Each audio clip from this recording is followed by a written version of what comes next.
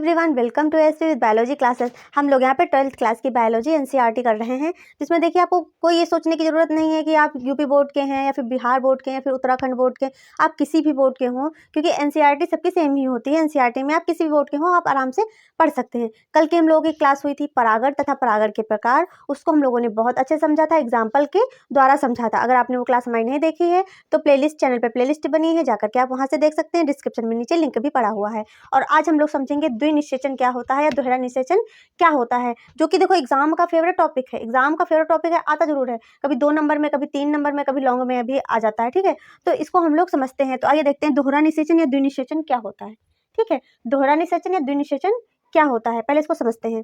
देखिए, जैसे कि आप देखते हैं कि ये है जो है ये फीमेल रिप्रोडक्टिव पार्ट है। ठीक है, यानी कि जायांग जिसको कहते हैं, स्त्री केसर जिसको कहते हैं। तो इसमें जो ये पहला पार्ट बना हुआ है इसको कहते हैं वर्तिकाग्र। इससे पहले वीडियो में आपको बहुत अच्छे से बताया है। ठीक है, वर्तिका कहते हैं, ये नली जैसी संरचना है, इसको कहते हैं वर्तिका। क्या कहते हैं? वर्तिका कहते हैं। और उसके बाद ये अंडाशय दिख रहा है, अंडाशय के अंदर क्या है? बीजाणु है। अंडाशय के अंदर क्या है? बीजाणु है। ऐसे संरचना बनी हुई है। देखिए, ये ऐसे करके ये आपका वर्तिकाग्र बना है। ठीक है, ये आपकी वर्तिका बनी है। फिर ये क्या बना हुआ? अंडाशय बना है। फिर अंडाशय के अंदर क्या बना हुआ है? बीजाणु की संरचना आपकी बनी हुई है। बनी हुई है। अब देखते हैं ये जो आपको अब देखिए जो ये कोशिका दिख रही है आपको, ये जो कोशिका दिख रही है, ये किसको कहेंगे? देखो, ऊपर की लेयर को कहेंगे कायिक कोशिका। क्या कहेंगे? कायिक कोशिका। और अंदर जो ये डॉट दिख रहा है इसको कहेंगे जनन कोशिका। क्या कहेंगे?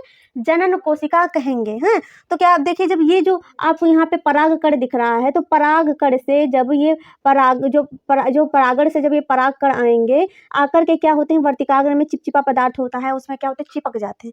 ठीक, जब चिपक जाएंगे तो यहाँ पे क्या परागण की प्रोसेस होगी। है, तो अब होगा क्या? अब देखते हैं अब क्या होगा। देखिए, जब बीजाणु बन जाएगा, ये जो बीजाणु है, तो अब देखिए ये जो कोशिका ये ऊपर है, इसमें देखो कायिक कोशिका भी है और जनन कोशिका भी है। ठीक है, तो कायिक कोशिका भी है, जनन कोशिका भी है। अब हम लोग इसमें देख लेते हैं इसमें क्या क्या है। जो ये बीजाणु है, बीजाणु की संरचना ऐसे है। देखिए, ये बीजाणु हो गया आपका, इसमें नीचे 3 कोशिका हो गई और यहाँ पे ऊपर कितनी? 3 कोशिका हो गई और बीच में एक हो गई मध्य ध्रुवीय कोशिका हो गई। ठीक है, अब इसकी संरचना ऐसे हो गई आपकी। जब इसकी संरचना ऐसे हो गई तो इसमें जो ये कोशिका दिख रही है, इस साइड की कोशिका, इसको कहेंगे सहायक कोशिका। क्या कहेंगे? सहायक कोशिका कहेंगे। हैं, सहायक कोशिका कहेंगे। और जो ये बीच वाली कोशिका है इसको कहेंगे अंड कोशिका। क्या, कौन सी कोशिका कहेंगे? अंड कोशिका कहेंगे। और जो ये बीच में कोशिका है इसको कहेंगे मध्य ध्रुवीय कोशिका। ठीक है, क्या कहेंगे? मध्य ध्रुवीय कोशिका कहेंगे। ये कैसी होती है? द्विगुणित होती है। ये कैसी होती है? पूछा जाए तो ये कैसी होती है? द्विगुणित होती है। ठीक, मध्य ध्रुवीय कोशिका या फिर ध्रुवीय कोशिका भी आप कह सकते हैं। मध्य इस वजह से कहेंगे क्योंकि दोनों कोशिकाओं के बीच में है। तो इसको कहेंगे मध्य ध्रुवीय कोशिका। अब जो ये कोशिकाएं आपको दिख रही हैं तो इनको कहेंगे प्रतितंशाक कोशिका। ठीक, प्रतितंशाक कोशिका कहेंगे। अब इतना आपको समझ में आ गया? तो देखिए, पहले कायिक कोशिका है, जनन कोशिका है। ठीक है, और जो ये दिख रहा है उभरा हुआ ये भाग, इसको कहेंगे वर्तिका। ये है आपकी वर्तिका यानी कि स्टेमन। ठीक है, ये वर्तिका है आपकी, स्टाइल है। और फिर ये क्या है? आपका अंडाशय है और बीच में क्या है? बीजाणु कोशिका है। तो इतनी संरचना आपको समझ में आ गई होगी। है, इतनी संरचना आपको समझ में आ गई होगी। अगर थोड़ा सा भी डाउट हो तो आप बताएंगे तो चित्र के माध्यम से फिर से आपको समझा दिया जाएगा। ठीक है,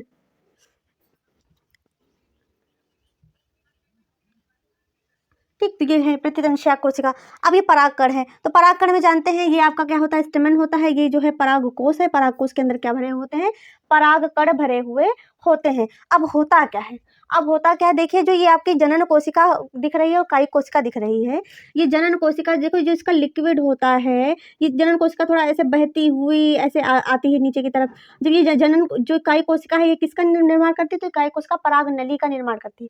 कायिक कोशिका किसका निर्माण करती है? तो कायिक कोशिका पराग नली का निर्माण करती है। ठीक है, कायिक कोशिका पराग नली का निर्माण करेगी। जो इसके अंदर जनन कोशिका है, तो जनन कोशिका थोड़ा सा अपने आप को विकसित करके समसूत्री विभाजन करेगी। कौन सा विभाजन करेगी? समसूत्री विभाजन के बाद 2 नर युग्मक बनाएगी। यहाँ पे आपको 2 नर युग्मक दिख रहे हैं, तो 2 नर युग्मक का क्या करेगी? निर्माण करेगी। अब क्या होता है? अब जो ये सहायक कोशिकाएं होती हैं यहाँ पे, ये इनको क्या करेंगे? आकर्षित करेगी इस पराग नली। पराग नली इधर आजा आजा आजा, रास्ता इधर से खुला है, इधर से तुम अंदर जा सकते हो। ठीक, तो ये पराग नली जो है ये इधर आ जाएगी। ठीक, पराग नली आकर के इसमें हो जाएगी। फिर ये जो 2 नर युग्मक हैं तो ये क्या करेंगे? पहले देखो क्या करेंगे, जो सहायक कोशिका है इससे संलयित होंगे। सहायक कोशिका से क्या होंगे? संलयित होंगे। सहायक कोशिका से संलयित होंगे। संलयित हो जाएंगे, और एक नर युग्मक किससे संलयित हो जाएगा, मध्य ध्रुवीय कोशिका से संलयित हो जाएगा। किससे संलयित हो जाएगा, मध्य ध्रुवीय कोशिका से क्या हो जाएगा, संलयित हो जाएगा और युग्मनज बनाएगा। ठीक है, अब हम लोग देखेंगे तो देखिए जो नर युग्मक है वो जो अंड कोशिका से संलयित होगा, क्योंकि नर युग्मक कैसा है, हैप्लॉइड है। कैसा है, हैप्लॉइड है, और अंड कोशिका भी कैसी है, हैप्लॉइड है। जब हैप्लॉइड हैप्लॉइड जुड़ेंगे तो क्या बनेगा, आपका युग्मनज बनेगा, यानी कि 2n बनेगा, आपका डिप्लॉइड बनेगा, द्विगुणित बनेगा। अगर पूछा जाए युग्मनज कैसा है तो द्विगुणित है। कैसा है, तो द्विगुणित युग्मनज का निर्माण होगा। अब जो मध्य में ध्रुवीय कोशिका है, ठीक है, मध्य में जो ध्रुवीय कोशिका है तो वो पहली बात तो जो मध्य में ये ध्रुवीय कोशिका है इसमें 2 केंद्रक हैं। कितने हैं, 2 केंद्रक हैं, यानी कि ये कोशिका जो है पहले से ही द्विगुणित है। कैसी है, पहले से ही द्विगुणित कोशिका है। तो मध्य में जो ध्रुवीय द्विगुणित कोशिका है, जब ये प्राथमिक, जब ये संलयित होगी, क्या होगी, संलयित का मतलब होता है जब ये जुड़ेगी, जो यहाँ पे बनेगा, जो युग्मनज बनेगा, जब ये उससे जुड़ेगी तब क्या होगा, प्राथमिक भ्रूणपोष बनेगा। किसका निर्माण होगा, प्राथमिक भ्रूणपोष का निर्माण होगा। और प्राथमिक भ्रूणपोष कैसा होता है, तो ये ट्रिप्लॉइड होता है। कैसा होता है, ये ट्रिप्लॉइड होता है। ठीक है, तो प्राथमिक भ्रूणपोष यानी कि प्राथमिक भ्रूणपोष का निर्माण करती है, जो कि कैसा होता है, ट्रिप्लॉइड होता है। इसको त्रिसंलयन भी कह सकते हैं। ठीक, प्राथमिक भ्रूणपोष को क्या कहते हैं, त्रिसंलयन कहते हैं। और देखिए जो ये मध्य ध्रुवीय द्विगुणित कोशिका होती है, इसका जब प्राथमिक भ्रूणपोष से संलयन होता है तो यही प्रक्रिया क्या कहलाती है, आपकी त्रिनिषेचन की प्रक्रिया। जैसे कि आपने त्रिसंलयन त्रिनिषेचन देखा होगा, तो वही प्रोसेस ये कहलाती है। तो इतना आपको क्या होगा, क्लियर हो गया होगा। ये जो आपकी जनन कोशिका है ये क्या होती है, ऐसे ऐसे अपना लिक्विड ऐसे निकालती आती है और क्या करती है, 2 समसूत्री विभाजन के बाद 2 युग्मनज का निर्माण करती है। कायिक कोशिका क्या करती है, पराग नली का निर्माण करती है, और पराग नली के अंदर से ही क्या होते हैं, युग्मनज आते हैं। ठीक, जो समसूत्री विभाजन के बाद 2 नर युग्मक बनते हैं वही क्या होते हैं, पराग नली के अंदर से होते हुए आते हैं। और यहाँ पे जो सहायक कोशिका है, सहायक कोशिका से और अंड जो मध्य कोशिका है उससे क्या करते हैं, सहायक कोशिका और अंड कोशिका और मध्य कोशिका से क्या करते हैं, संलयन करते हैं। संलयन करके क्या करते हैं, भ्रूणपोष का निर्माण करते हैं।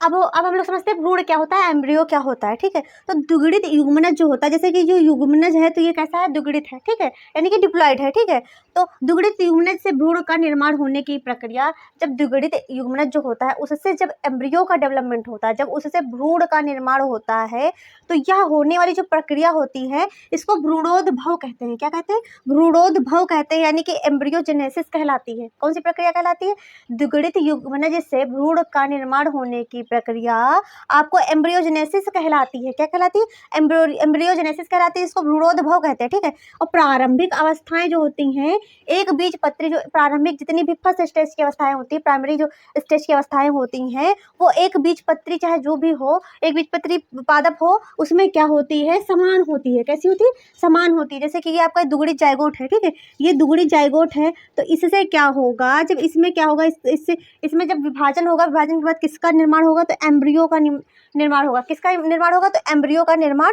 होता है। अब हम लोग समझेंगे द्विबीजपत्री भ्रूण का विकास कैसे होता है। जो 2 बीजपत्री जैसे कि पौधे जो होते हैं उनमें जो एम्ब्रियो का डेवलपमेंट किस प्रकार होता है, तो इसकी प्रोसेस देखते हैं। तो इनमें युग्मनज 2 असमान कोशिकाओं में विभक्त हो जाते हैं। जो इनमें जो युग्मनज होता है, इसमें देखो सिर्फ एक में ही है। जो द्विगुणित जो आपकी द्विबीजपत्री भ्रूणपोष का विकास होता है उसमें क्या होता है, जो युग्मनज होता है 2 असमान कोशिकाओं में क्या होते हैं, विभक्त हो जाते हैं। 2 असमान कोशिकाओं का मतलब है, जैसे कि जो युग्मनज है तो उसमें क्या होगा, 2 असमान, एक कोशिका छोटी होगी और एक कोशिका कैसी हो जाएगी, बड़ी हो जाएगी। ये कैसा है, असमान। असमान का मतलब होता है दोनों कोशिकाएं क्या होंगी, समान नहीं होंगी। तो असमान कोशिकाओं में क्या होता है, वो विभक्त हो जाते हैं या फिर विभाजन हो जाता है। ठीक है, तो पहली कोशिका जो होती है वो आधारी कोशिका बनाती है। आधारी कोशिका से किसका निर्माण होता है, बीजांड की ओर जाती है। मतलब यानी कि जो आधारी कोशिका होती है वो किसकी तरफ जाती है, बीजांड की ओर जाती है। और दूसरी कोशिका कौन सी बनती है, अग्रस्त कोशिका। अग्रस्त कोशिका जो होती है निभाग की ओर जाती है। जैसे अगली वीडियो में हमने पढ़ाया था, निभाग समझा था कहाँ होता है। ठीक, और बीजांड कहाँ पे होता है, तो पहली वाली जो कोशिका बनती है वो बीजांड की ओर जाती है,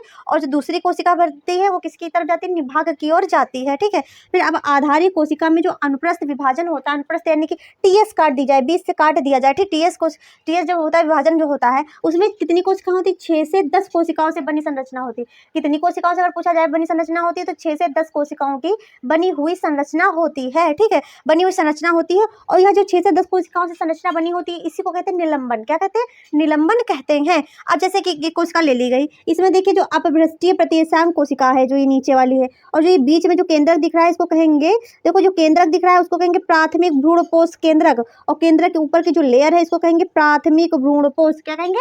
प्राथमिक भ्रूणपोष कहेंगे। और जो ये कोशिका दिख रही है तो ये कैसी होगी? ये दुगुड़ित कोशिका होगी। कैसी कोशिका होगी? दुगुड़ित कोशिका होगी।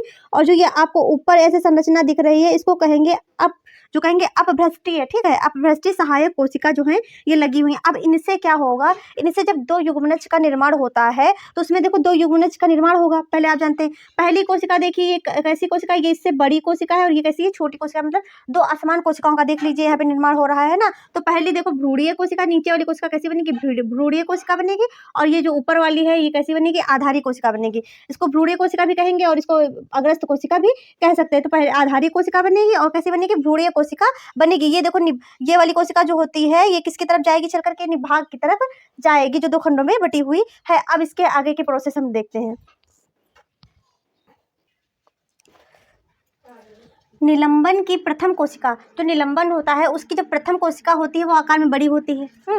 आकार में बड़ी होती है जिसको क्या कहते हैं? चूस्कांक कहते हैं। क्या कहते हैं? चूस्कांक कहते हैं। और जो अंतिम कोशिका होती है और अग्रस्त कोशिका के पास होती है। अंतिम जो कोशिका होगी वो किसके पास होगी? तो अग्रस्त कोशिका के क्या पास होती है। ठीक है, वह हाइपोफाइसिस कहलाती है। जो अग्रस्त कोशिका के पास कोशिका होती है उसको कहते हैं हाइपोफाइसिस कोशिका। क्या कहते हैं? हाइपोफाइसिस कोशिका कहते हैं। ये हाइपोफाइसिस जो कोशिका होती है यही कोशिका विकसित होकर किसका निर्माण करती है? मूल गोप यानी कि रेडियल टिप का निर्माण करती है। जैसे कि आप देख रहे हैं जो ये क्या है? हॉस्टोरियम है यानी कि चूस्कांक। जैसे आपने यहाँ पढ़ा चूस्कांक कहते हैं। क्या कहते हैं? देखो प्रथम कोशिका जो निलंबन की होती है इसको चूस्कांक कहा जाता है। ये ऊपर वाली क्या है? चूस्कांक है। ठीक है, तो इसको चूस्कांक कहते हैं। और जो देखिए अब फिर क्या लिखा हुआ है? अग्रस्त कोशिका के पास अग्रस्त जो कोशिका होती है उसके पास कौन सी होती है? हाइपोफाइसिस कोशिका। जो ये कोशिका है ये जो अग्रस्त कोशिका इधर से देखेंगे तो इसके पास कौन सी कोशिका होती है? तो आपकी हाइपोफाइसिस कोशिका होती है। और यही कोशिका जो विकसित होकर के मूल गोप का निर्माण करेगी। किसका निर्माण करेगी? मूल गोप का निर्माण करेगी जिसको कहेंगे रेडियल टिप। क्या कहेंगे?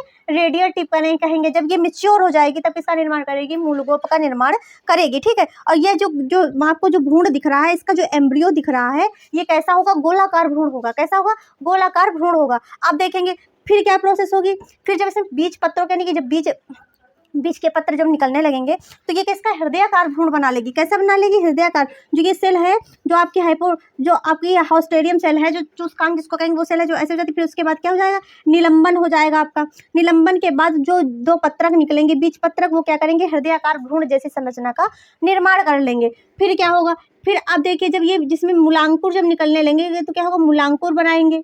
ठीक है, जो सुपेरियर जो है आपका सुपेरियर ये क्या है? मूलांकुर का निर्माण करेगी। और फिर उसके बाद ये दो बीज पत्र का निर्माण करेगी जिसको बीज पत्र कहेंगे। और ये वाला परिपक्व, ये अवस्था कौन सी कहलाती? परिपक्व अवस्था कहलाती। और बीच का ये पोर्शन क्या कहलाएगा? प्रांकुर कहलाएगा। ठीक है, कैसा कहलाएगा? प्रांकुर कहलाएगा। और ये वर्टिकल डिवीजन जो होता है जो टर्मिनल सेल होती है उनमें वर्टिकल डिवीजन हमेशा पाया जाता है। ठीक है, तो अब टर्मिनल सेल में क्या होता है? दो अनुदैर्ध्य तथा एक कैसा होता है? अनुप्रस्थ विभाजन होता है। ठीक है, एक वीएस होता है एक टीएस विभाजन होता है जिसमें क्या होती है? 8 सेल। कितनी? 8 सेल के 2 चक्र प्राप्त होंगे। 8 कोशिकाओं के 2 चक्र प्राप्त होते हैं। ऊपरी चक्र जो 8 होते हैं तो 4 में बट जाएंगे। ऊपर के जो 4 कोशिकाएं होती हैं वो बीज पत्र और प्रांकुरों का क्या करती हैं? निर्माण करती हैं। और जो निचली चक्र की 4 कोशिकाएं होती हैं इसमें देखिए 8 सेल बनी हुई है। जो 4 कोशिकाएं होती हैं वो बीज पत्रक होता है और मूलांकुर का क्या करती हैं? निर्माण करती हैं। प्रारंभ में भ्रूण कैसा होता है? गोलाकार होता है, आपने देखा। फिर उसके बाद हृदयाकार हो जाता है। हृदयाकार क्यों होता है? जो बीज पत्रों के निकलते हैं उसके कारण कैसी है? हृदयाकार संरचना हो जाती है। देखिए परिपक्व भ्रूण जो होता है उसमें कितने? 2 बीजपत्र एवं एक भ्रूणीय होता है। ठीक है, 2 बीजपत्र होते हैं और एक भ्रूणीय होता है जिसको इंग्लिश में एम्ब्रियोनल एक्सिस कहते हैं। क्या कहते हैं? एम्ब्रियोनल एक्सिस कहते हैं। ठीक है, तो भ्रूणीय अक्ष का जो देखो भ्रूणीय अक्ष का मतलब है जैसे ये एम्ब्रियो है उसकी अक्ष जो होती है, जो परिधि जो होती है तो उसी को कहा गया। ठीक, तो उसकी अक्ष पर बीज पत्रों के स्तर से ऊपर जो बीज पत्र होते हैं उसका जो स्तर ऊपर होता है, ऊपर भाग पर क्या स्थित होता है? बीज पत्रों परिक। क्या स्थित होता है? ऊपर भाग पर बीज पत्रों परिक स्थित होता है, जिसका अंतिम सिरा, जो अंतिम मतलब जहाँ से खत्म होता है बीज पत्रों परिक, उसको कहते हैं प्रांकुर। क्या कहते हैं? प्रांकुर, जैसे अभी हमने चित्र में देखा था पहले, ठीक है, प्रांकुर होता है। फिर भ्रूणीय अक्ष का बीज पत्रों के स्तर पर, जो भ्रूणीय अक्ष होता है उसका बीज पत्रों के स्तर पर निचला भाग बीज पत्राधार होता है। जो नीचे वाला भाग होता है वो क्या होता है? बीज पत्रोधार होता है। और जिसका अंतिम सिरा, जब आपने देखा था जो अंतिम सिरा था जैसे से बना हुआ था, वो क्या कहला रहा था? मूलांकुर। क्या कहला रहा था?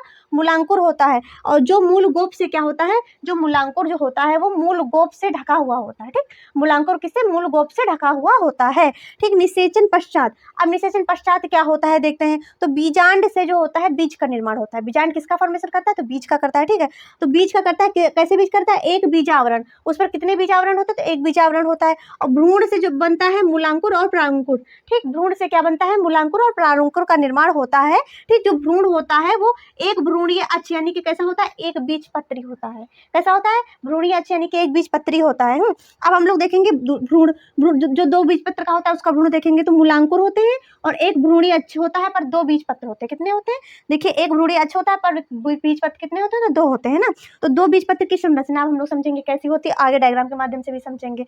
तो बीज का बाहरी आवरण, जो बीज का बाहरी आवरण होता है उसको बीजावरण कहते हैं। क्या कहते हैं? बीजावरण कहते हैं। बीजावरण से दो चीजों का निर्माण होता है, एक तो बीज चोल का निर्माण होता है, दूसरा होता है टैगमेंट। ठीक, एक तो बीज चोल का निर्माण होता है, दूसरा होता है टैगमेंट। टैगमेंट जो होती है अंदर, इस तरह जो अंदर होता है उसके बीज चोल के अंदर स्थित होता है टैगमेंट। ठीक है, अब नाभिक समझ लेते हैं। देखो, नाभिक के द्वारा बीज फल से जुड़ा होता है। नाभिक का मतलब होता है जो सेंटर पे होता है, जैसे केमिस्ट्री में आपने पढ़ा होगा नाभिक। ठीक, नाभिक संलयन वगैरह प्रोसेस पढ़ी होंगी। तो नाभिक के द्वारा बीज क्या होता है?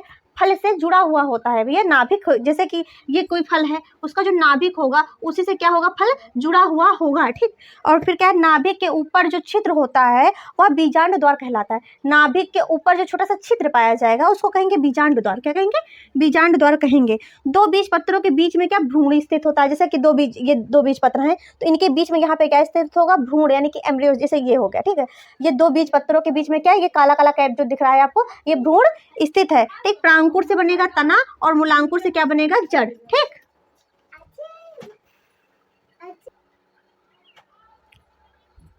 अब हम लोग समझते हैं कि बीज पत्र में भोज्य पदार्थ संचित रहता है। ठीक है, बीज पत्र में क्या होता है? भोज्य पदार्थ संचित रहता है, और जो भ्रूण के पोषण का कार्य करता है। जो बीज में क्या होता है? देखिए, आपका भोज्य पदार्थ होता है। जब भोज्य पदार्थ होगा तो क्या करेगा? बीज के पोषण का कार्य करेगा। ठीक है, उदाहरण के लिए आपको जैसे चना है, सेम है, मटर है। ठीक है, चना है, सेम है, मटर है। जैसे कि ये दो बीज पत्र हैं, इसके बीच में क्या होगा? देखिए, ये होगा नाभिक और ये होगा बीजांड द्वार, यानी कि बीज जहाँ बीज से निकलता है उसका क्या होगा? द्वार होगा। ठीक है, अब जब ये बीज पत्र ऐसे खुलेगा, जब ऐसे खुलेगा तब संरचना कैसे बनेगी? ये बीच में होगा, ये एम्ब्रियो होगा, ये आपके बीज पत्र होंगे। ये दोनों क्या है? बीज पत्र हैं। और जो ये ऊपर निकला है इसको प्रांकुर कहेंगे, इससे तने का निर्माण होगा। और जो ये नीचे जिसको मूलांकुर कहेंगे, इससे क्या होगा? जड़ का निर्माण होगा। अब हम लोग समझेंगे एक बीज पत्र यानी कि मोनोकॉट की संरचना समझेंगे। ठीक है, और एक बीज पत्र को स्कैटुलम भी कहते हैं। ठीक, स्कैटुलम अगर पूछा जाए किसको कहते हैं तो एक बीज पत्र को कहते हैं। उसमें भ्रूणपोष समझते हैं। देखो, भोजन संग्रहण करने का कार्य किसका होता है? भ्रूणपोष का होता है। ओके, अगर पूछा जाए भोजन कौन संग्रहण करता है तो भ्रूणपोष संग्रहण करता है। ठीक है,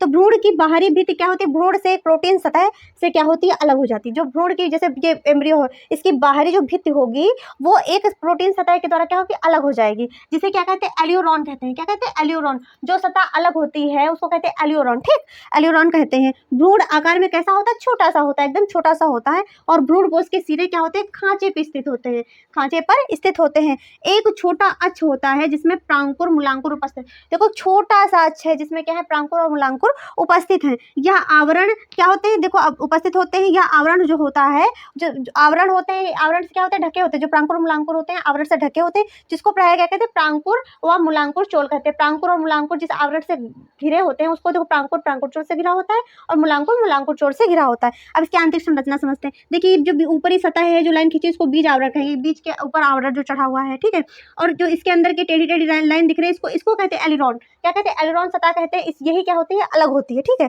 और जो ये बीज का पोर्शन है इसको कहेंगे भ्रूणपोष। क्या कहेंगे? भ्रूणपोष कहेंगे। अब जो ये खाली स्थान दिख रहा है आपको, इसको कहेंगे स्कैटुलम। क्या कहेंगे? इसको स्केलेटम कहेंगे। और जो ये संरचना दिख रही है, देखिए, अंदर का आपका हो गया प्रांकुर, बाहर घिरा किससे? प्रांकुर चोल से घिरा है। ठीक है, और ये दोनों कहाँ से घिरे होते हैं? आवरण से घिरे होते हैं। अब इधर देख लेते हैं, ये है देखो आपका मूलांकुर, ये दिख रहा है, इसको मूलांकुर कहेंगे। और ये मूलांकुर चोल के आवरण से ढका हुआ है। दोनों कवर किस में है, आवरण में कवर है। तो ये आपका क्लियर हो गया। अब हम लोग पढ़ेंगे क्या, देखो बहुरूढ़ता पढ़ेंगे, असंग जनता पढ़ेंगे, ठीक है, और बैग जिसको कहते हैं देखो बोरा श्रावण पढ़ेंगे अगली क्लास। बस इसके बाद हम लोग की एक क्लास होगी और हम लोग का ये चैप्टर क्या हो जाएगा, फिनिश हो जाएगा। अगर आपको हमारी क्लास थोड़ी सी भी अच्छी लगी तो हमारे जो वीडियो हैं उनको आप ज़्यादा से ज़्यादा अपने दोस्तों के साथ शेयर करिए, और हमारे चैनल पे ऐसे देखो डेली बने रहिए। एक दिन देखने से कुछ नहीं होगा, आप डेली देखेंगे तभी समझ में आएगा क्या पढ़ाया जा रहा है। और आप साथ में क्या नोट्स बनाते चलिए। इसके बाद चैप्टर खत्म होने के बाद हम लोग नीट के जो इंपॉर्टेंट क्वेश्चन होते हैं, जो 12th में इंपॉर्टेंट क्वेश्चन आते हैं MCQ, उनको करेंगे। तो हमारे चैनल को लाइक करिए, शेयर करिए, सब्सक्राइब करिए। Thanks for watching. मिलते हैं नेक्स्ट क्लास में।